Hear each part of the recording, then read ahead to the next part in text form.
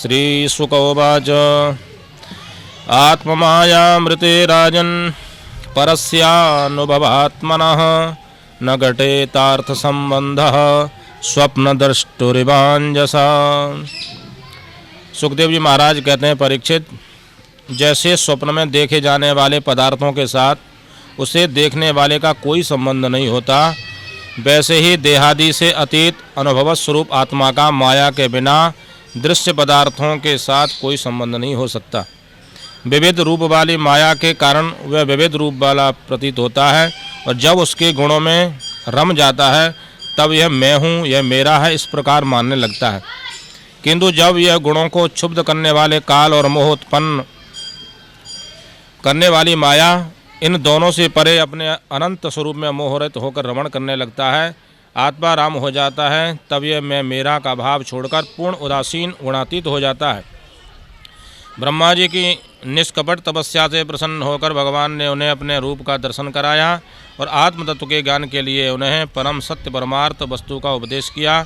वही बात मैं तुम्हें सुनाता हूँ। तीनों लोगों के परम गुरु आदिदेव ब्रह्मा जी अपने जन्मस्थान कमल पर बैठकर सृष्टि करने की इच्छा से विचार करने लगे, परंतु जिस ज्ञान दृष्टि से सृष्टि का निर्माण हो सकता था और जो सृष्टि व्यापार के लिए वांछनीय है, वह दृष्टि उन्हें प्राप्त नहीं हुई। एक दिन वे यही चिंतन कर रहे थे कि प्रलय के समुद्र में उन्होंने व्यंजनों के 16वें एवं 21वें अक्षर ता और पा को तप करो इस प्रकार 2 बार सुना। परीक्षित, महात्मा लोग इस तप को ही त्यागियों का धन मानते हैं। यह सुनकर ब्रह्मा जी ने वक्ता को देखने की इच्छा से चारों ओर देखा, परंतु वहाँ दूसरा कोई दिखाई नहीं पड़ा। वे अपने कमल पर बैठ गए और मुझे तप करने की प्रत्यक्ष आज्ञा मिली है, ऐसा निश्चय कर और उसी में अपना हित समझकर उन्होंने अपने मन को तपस्या में लगा दिया। ब्रह्मा जी तपस्वियों में सबसे बड़े तपस्वी हैं, उनका ज्ञान अमोघ है। उन्होंने उस समय 1 सहस्र दिव्य वर्ष पर्यंत एकाग्र चित्त से अपने प्राण, मन, कर्मेंद्रिय और ज्ञानेंद्रियों को वश में करके ऐसी तपस्या की जिससे वे समस्त लोगों को प्रकाशित करने में समर्थ हो सकें। उनकी तपस्या से प्रसन्न होकर भगवान ने उन्हें अपना वह लोक दिखाया जो सबसे श्रेष्ठ है और जिससे परे कोई दूसरा लोक नहीं है। उस लोक में किसी भी प्रकार के क्लेश, मोह और भय नहीं है। जिन्हें कभी एक बार भी उसके दर्शन का सौभाग्य प्राप्त हुआ है, वे देवता बार बार उसकी स्तुति करते रहते हैं। वहाँ रजोगुण, तमोगुण और इनमें मिला हुआ सत्वगुण भी नहीं है। वह न काल की दाल गलती है और न माया की कदम रख सकती है। फिर माया के बाल बच्चे तो जा ही कैसे सकते हैं। वहाँ भगवान के वे पार्षद निवास करते हैं जिनका पूजन देवता और दैत्य दोनों ही करते हैं। उनका उज्ज्वल आभा से युक्त श्याम शरीर, सतदल कमल के समान कोमल नेत्र और पीछे पीले रंग के वस्त्र से शोभायमान है। अंग अंग से राशि राशि सौंदर्य बिखरता रहता है। वे कोमलता की मूर्ति है। सभी के 4 भुजाएं हैं। वे स्वयं तो अत्यंत तेजस्वी हैं ही, मणि जटित सुवर्ण के प्रभाव में आभूषण भी धारण किए रहते हैं। उनकी छवि मूंगे, बैदूरी मणि और कमल के उज्ज्वल तंतु के समान है। उनके कानों में कुंडल, मस्तक पर मुकुट और कंठ में मालाएं शोभायमान हैं। जिस प्रकार आकाश बिजली सहित बादलों से शोभायमान होता है, वैसे ही वह लोक मनोहर कामनियों की कांति से युक्त महात्माओं के दिव्य तेजोमय विमानों से स्थान स्थान पर सुशोभित होता रहता है। उस वैकुंठ लोक में लक्ष्मी जी सुंदर रूप धारण करके अपनी विविध विभूतियों के साथ द्वारा भगवान के चरण कमलों की अनेकों प्रकार से सेवा करती रहती हैं। कभी कभी जब वे झूले पर बैठकर अपने प्रियतम भगवान की लीलाओं का गायन करने लगती हैं, तब उनके सौंदर्य और सुरभि से उन्मत्त होकर भौरे स्वयं उन लक्ष्मी जी का गुणगान करने लगते हैं। ब्रह्मा जी ने देखा उस दिव्य लोक में समस्त भक्तों के रक्षक लक्ष्मीपति, यज्ञपति और विश्वपति भगवान विराजमान हैं।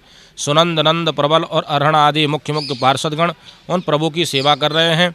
उनका मुख कमल प्रसाद मधुर मुस्कान से युक्त है। आँखों में लाल लाल डोरियां हैं। बड़ी मोहक और मधुर चितवन है। ऐसा जान पड़ता है कि अभी अभी अपने प्रेमी भक्त को अपना सर्वस्व दे देंगे। जिस पर मुकुट, कानों में कुंडल और कंधे पर पीतांबर जगमा रहे हैं।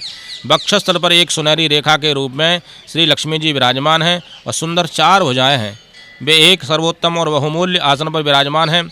पुरुष, प्रकृति, महत्तत्व, अहंकार, मन, 10 इंद्रिय, शब्दादि 5 तन्मात्राएँ और पंचभूत, ये 25 शक्तियाँ मूर्तिमान होकर उनके चारों ओर खड़ी रहती हैं। समग्र ऐश्वर्य, धर्म, कीर्ति, श्री, ज्ञान और वैराग, इन 6 नित्य सिद्ध स्वरूप भूत शक्तियों से वे सर्वदा युक्त रहते हैं। उनके अतिरिक्त और कहीं भी ये नित्य रूप से निवास नहीं करते। वे सर्वेश्वर प्रभु अपने नित्य आनंदमय स्वरूप में ही नित्य निरंतर निमग्न रहते हैं। उनका दर्शन करते ही ब्रह्मा जी का हृदय आनंद के उद्रेक से लबालब भर गया, शरीर पुलकित हो उठा, नेत्रों में प्रेमाश्रु छलक आए। ब्रह्मा जी ने भगवान के उन चरण कमलों में जो परमहंसों के निवृत्ति मार्ग से प्राप्त हो सकते हैं सिर झुका करके प्रणाम किया। ब्रह्मा जी के प्यारे भगवान अपने प्रिय ब्रह्मा को प्रेम और दर्शन के आनंद में निमग्न, शरणागत तथा प्रजा सृष्टि के लिए आदेश देने के योग्य देखकर बहुत प्रसन्न हुए। उन्होंने ब्रह्मा जी से हाथ मिलाया तथा मंद मुस्कान से अलंकृत वाणी में कहा। भगवान ने कहा, ब्रह्मा जी, तुम्हारे हृदय में तो समस्त वेदों का ज्ञान विद्यमान है। तुमने सृष्टि रचना की इच्छा से चिरकाल तक तपस्या करके मुझे भली भांति संतुष्ट कर दिया है। मन में कपट रखकर योग साधन करने वाले मुझे कभी प्रसन्न नहीं कर सकते। तुम्हारा कल्याण हो, तुम्हारी जो अभिलाषा हो वही वर मुझसे मांग लो, क्योंकि मैं मुँह मांगी वस्तु देने में समर्थ हूँ। ब्रह्मा जी, जीव के समस्त कल्याणकारी साधनों का विश्राम पर्यवसान मेरे दर्शन में ही है। तुमने मुझे देखे बिना ही उस सूने जल में मेरी वाणी सुनकर इतनी घोर तपस्या की है।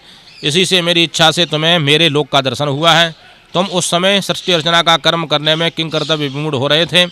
इसी से मैंने तुम्हें तपस्या करने की आज्ञा दी थी, क्योंकि निष्पाप तपस्या मेरा हृदय है और मैं स्वयं तपस्या का आत्मा हूँ। मैं तपस्या से ही संसार की सृष्टि करता हूँ, तपस्या से ही इसका धारण पोषण करता हूँ और फिर तपस्या से ही इसे अपने में लीन कर लेता हूँ। तपस्या मेरी एक दुर्लंघ्य शक्ति है। ब्रह्मा जी ने कहा, भगवान, आप समस्त प्राणियों के अंतःकरण में साक्षी रूप से विराजमान रहते हैं। आप अपने अप्रतिहत ज्ञान से ये जानते ही हैं कि मैं क्या करना चाहता हूँ।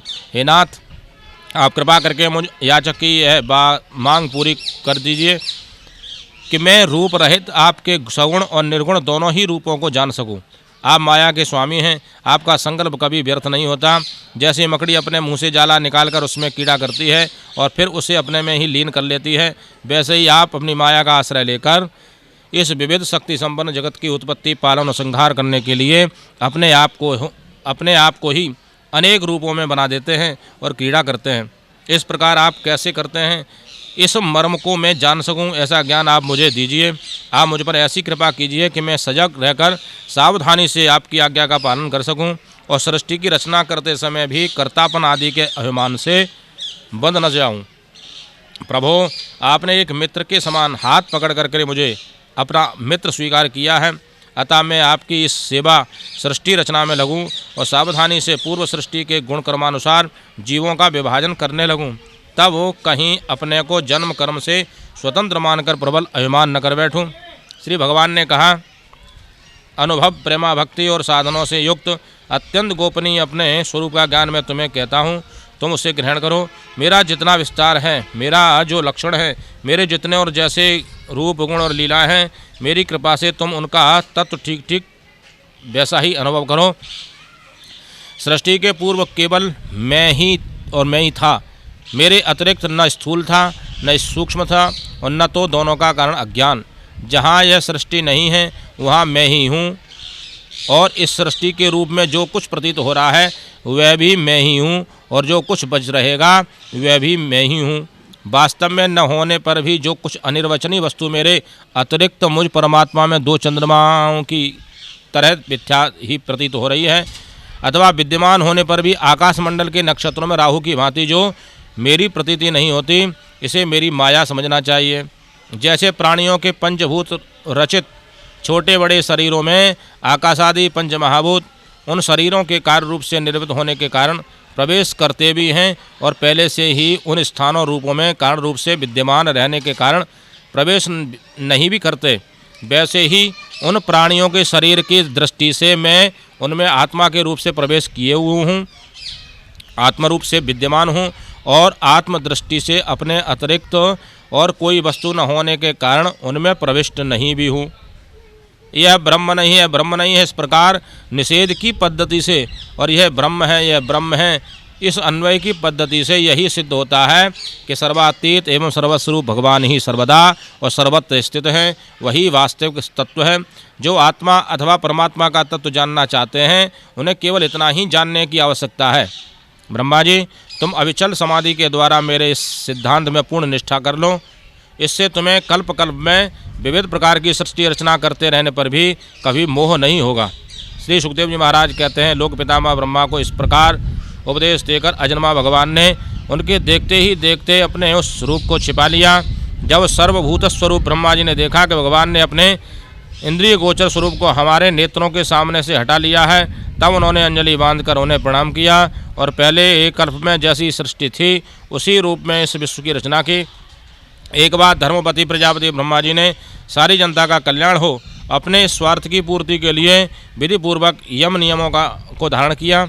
उस समय उनके पुत्रों में सबसे अधिक प्रिय परम भक्त देवर्षि नारद जी ने मायापति भगवान की माया का तत्व जानने की इच्छा से बड़े संयम, विनय और सौम्यता से अनुगत होकर उनकी सेवा की और उन्होंने सेवा से ब्रह्मा जी को बहुत ही संतुष्ट कर लिया। परीक्षित, जब देवर्षि नारद ने देखा मेरे लोक पिताजी मुझ पर प्रसन्न हैं, तब उन्होंने उनसे यही प्रश्न किया जो तुम मुझसे कर रहे हो। उनके प्रश्न से ब्रह्मा जी और भी प्रसन्न हो गए। फिर उन्होंने यह 10 लक्षण वाला भागवत पुराण अपने पुत्र नारद को सुनाया, जिसका स्वयं भगवान ने उन्हें उपदेश किया था। परीक्षित, जिस समय मेरे परम तेजस्वी पिता सरस्वती के तट पर बैठकर परमात्मा के ध्यान में मग्न थे, उस समय देवर्षि नारद ने वही भागवत उन्हें सुनाया। तुमने मुझसे जो यह प्रश्न किया है कि विराट पुरुष से इस जगत की सृष्टि उत्पत्ति कैसे हुई, तथा दूसरे भी जो बहुत से प्रश्न किए हैं, उन सब को उत्तर मैं उसी भागवत पुराण के रूप में देता हूँ। सुखदेव जी महाराज कहते, परीक्षित, इस भागवत पुराण में सर्ग, विसर्ग, स्थान, पोषण, ऊते, मनवंतर, ईशानुकथा, निरोध, मुक्ति और आश्रय, इन 10 विषयों का वर्णन है। इनमें जो 10वां आश्रय तत्व है उसी का ठीक ठीक निश्चय करने के लिए कहीं श्रुति से, कहीं तात्पर्य से और कहीं दोनों के अनुकूल अनुभव से महात्माओं ने अन्य 9 विषयों का बड़ी सुगम रीति से वर्णन किया है। ईश्वर की प्रेरणा से गुणों में क्षोभ होकर रूपांतर होने से जो आकाश आदि पंचभूत, शब्दादि तन्मात्राएं, इंद्रियां, अहंकार और महत्त्व की उत्पत्ति होती है, उसको सर्ग कहते हैं। उस विराट पुरुष से उत्पन्न ब्रह्मा जी के द्वारा जो विभिन्न चराचर सृष्टियों का निर्माण होता है उसका नाम विसर्ग है। प्रतिपद नाश की और बढ़ने वाली, प्रत्येक पद नाश की ओर बढ़ने वाली सृष्टि को एक मर्यादा में स्थिर रखने से भगवान विष्णु की जो श्रेष्ठता सिद्ध होती है उसका नाम स्थान है। अपने द्वारा सुरक्षित सृष्टि में भक्तों के ऊपर उनकी जो कृपा होती है उसका नाम पोषण है।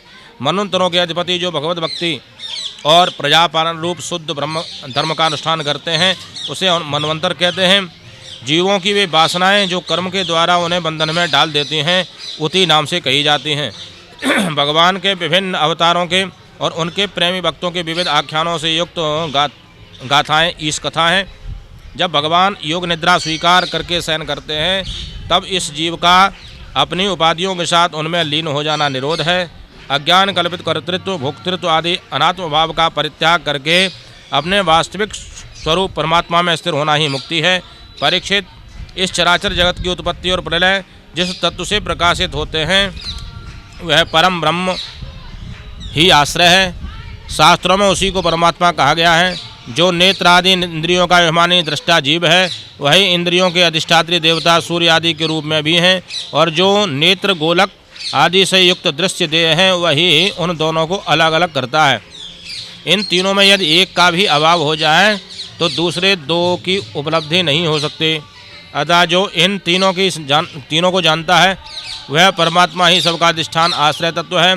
उसका आश्रय वह स्वयं ही है, दूसरा कोई नहीं। जब पूर्वोक्त विराट पुरुष ब्रह्मांड को फोड़कर निकला तब वह अपने रहने का स्थान ढूंढने लगा, और स्थान की इच्छा से उस शुद्ध संकल्प पुरुष ने अत्यंत पवित्र जल की सृष्टि की।